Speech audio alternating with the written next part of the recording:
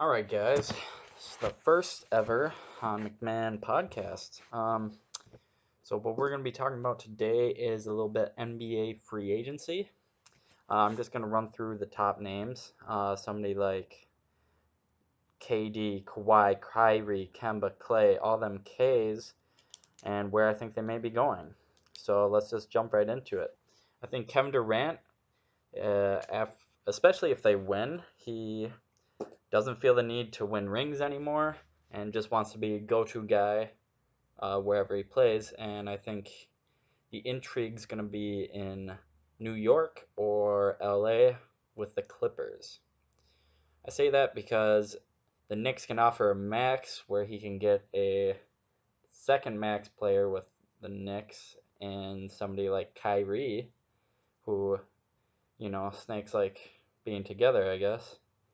Um, the Clippers, because they don't really have a go-to guy, but they have a good foundation of defense with Pat Beverly, who will likely re-sign there, and Montrez and Lou Williams. Um, I think Kawhi likely just stays in Toronto, or he blows us all away and goes somewhere crazy, like he always does. Kyrie, he's following KD, wherever that may be. Uh, so again, probably the Knicks or the Clippers. I think Kemba's another one of those guys who's going to probably go back to his team, stay with Charlotte. I could see him going somewhere like the Pacers to be a complimentary guard, but likely staying with Charlotte. I think Clay will also have enough of winning um, and would like to go be the guy somewhere. So I think he can go get a near max since he's not all pro with the Hawks or the Kings. The Hawks would be a great fit for him. He would slide right in as a two guard next to Trae Young, and then that team just is extremely dangerous from behind the arc and are basically a poor man's Warriors on the up. Let's see, DeMarcus Cousins. This is this one's a little tricky. He's not gonna get that much money.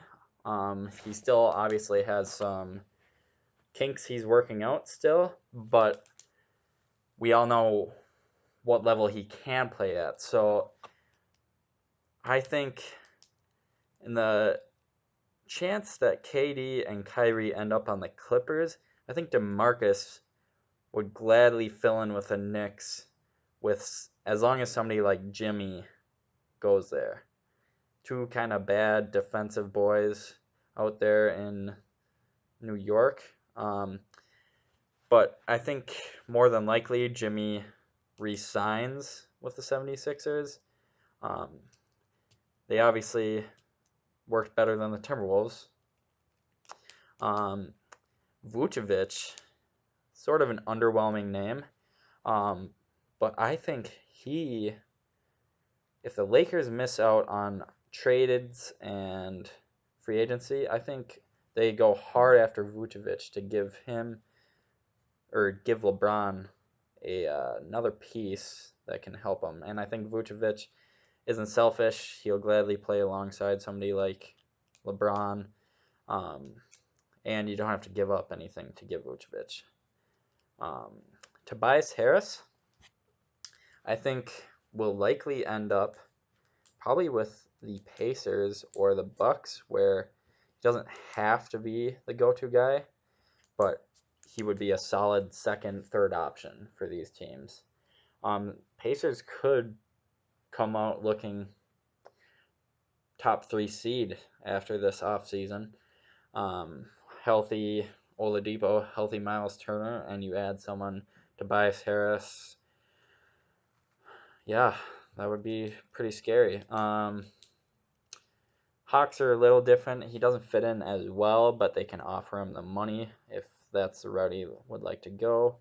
KP is restricted free agent, and I think probably goes back with Mavs. He's excited to work with um, Luka and sort of recreate the Nash Nowitzki connection with Luka. And then Chris Middleton, I think he's loyal to Giannis.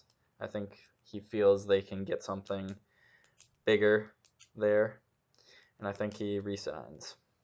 So let's talk about the draft next. So, 1 second.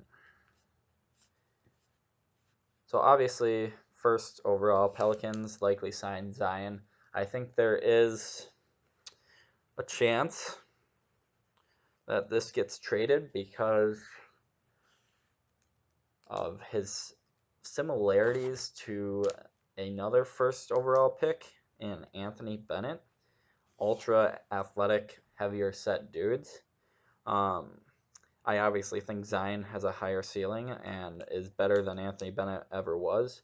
I think the real challenge for Zion is going to be consistently hitting jump shots, which there's Ben Simmons making a living without ever shooting a jump shot. So he can definitely make it his first couple years without a jump shot and be touted as all pro type player, you know. He's definitely going to make it through his rookie contract on one team, likely the Pelicans. Number 2, the Grizzlies. This is interesting. I see them going Ja Morant or RJ Barrett for sure. I think they pick Ja Morant because he's point guard and could be your starting point guard for the next 10, 12 years. RJ Barrett is interesting. He's bigger, has better size, and he can really. You could end up biting yourself if RJ Barrett becomes just an all-pro player consistently, and you pick Ja Morant, who turns out being just a decent starter, like a Kemba Walker type. He's going to be a star, but he's never going to get you farther than the first round or even in the playoffs sometimes. Number 3, if number 2 goes Ja Morant, Knicks likely go RJ Barrett. Versatility, you can put him at the 2, the 3, as well as the 2 max slots I have. So you could be looking at a Kyrie, RJ, KD lineup, which is pretty frightening. The Lakers. This is interesting. I think Lakers might trade this pick and go after somebody big. They could make a case for Kyrie reuniting.